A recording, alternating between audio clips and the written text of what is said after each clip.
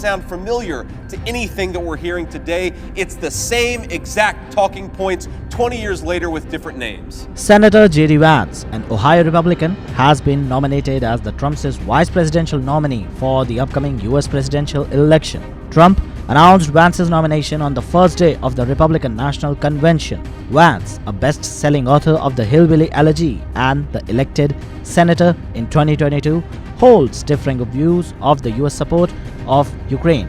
In May, at the Quincy Institute for Responsible Statecraft, Vance expressed his admiration for Ukrainians fighting against Russia, but questioned the benefit to America of funding what he sees as an endless war.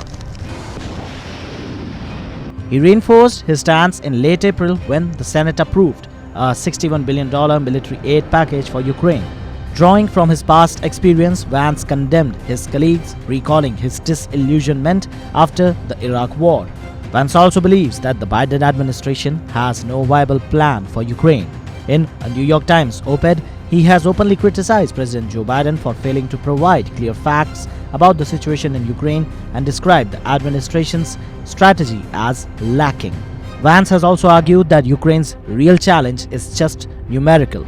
It needs more soldiers and equipment than it currently has, and US cannot supply enough. He has also criticized the notion of prolonging the war for the benefit of American business, urging instead of rebuilding the industrial base without involving it in foreign conflicts. That Ukraine was going to throw Russia back to the 1991 borders was preposterous. Nobody actually believed it. Vance has also been vocal about his belief that the conflict will inevitably end in negotiations. He has also highlighted the dire state of Ukraine, noting the advanced stage of its soldiers and calling for an end to the violence.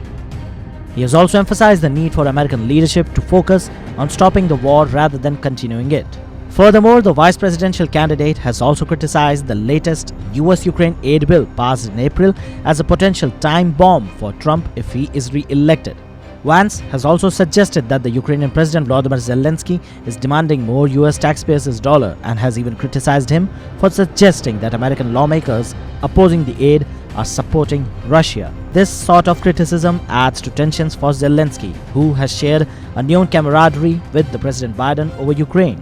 However, Trump holds differing opinion over the Ukraine war and has vowed to stop it within the 24 hours, a claim which Zelensky finds unrealistic.